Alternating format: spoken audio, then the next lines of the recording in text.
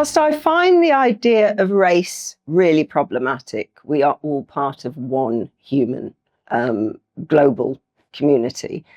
Racism, sadly, is very, very much alive and kicking. So for me, anti-racism means doing anything and everything to stop the progress and the impact of this evil thing called racism. And that could be at an individual level, writing letters to your counsellor, campaigning against the National Front or the Anti-Nazi League, or at policy level, changing the systems and structures from within that impact unequally on Black and brown communities. Until I came to England, I was born in British Guyana to a British mother and honestly thought I was British. Couldn't wait to see my grandmother who lived in Birmingham. But until I came to England, I didn't know I was Black. Prior to coming to England, I was Siobhan. I grew up with Black heroes and people in leadership, people, just a really diverse community in British Guyana.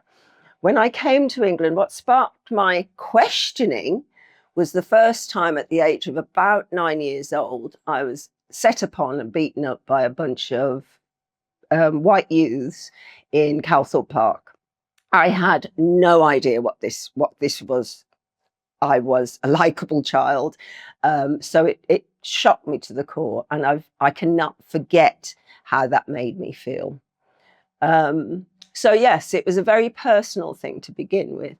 What grew my activism was taking a course in race and social policy, and suddenly all the hurts, the rejections, some of the quizzical looks, the nasty comments fell into place when I understood how this despicable evil actually has filtered through our systems, process, education, policing, housing, and every aspect of society. So that woke me up. And at that point, I joined the Students' League, the Black Students' League, to encourage more Black students at Birmingham. At one point, I was one of a handful.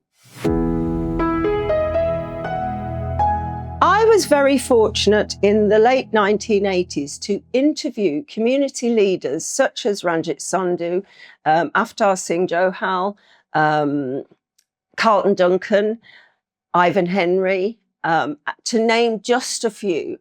And every one of these people were doing something active in terms of either their writing, the way they delivered their curriculum, the way they supported underprivileged or minority communities. And I just thought it was such a good lesson. And there was another woman called Esme Lancaster. She was a tiny, tiny Black woman who was a well thought out, well-regarded community leader back in the day. She's sadly passed now, although one of the interviews we did with her is now in Birmingham Museum. She just inspired me. So I was very fortunate to have some amazing, inspiring people in my close circle. That has resurfaced in the last few years as a member of the board of the Birmingham Race Impact Group. I am surrounded by people who are humble, knowledgeable, rich in stories, and also people I can respect and look up to and admire.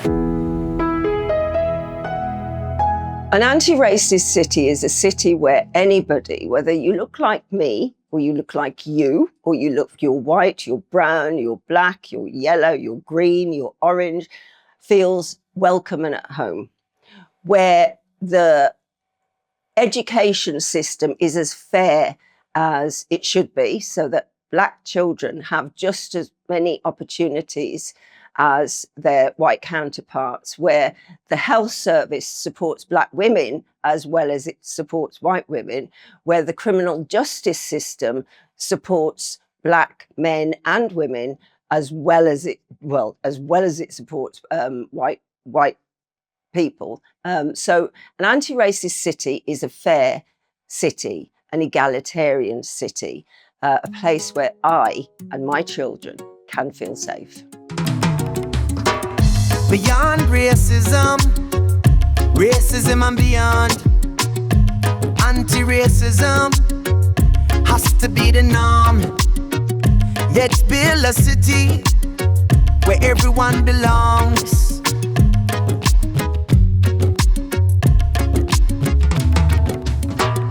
Beyond racism, racism and beyond, anti-racism has to be the norm. A world of understanding, that's what we crave. From every corner, every land, a tapestry woven by every hand. Harmonious call, we rise and stand.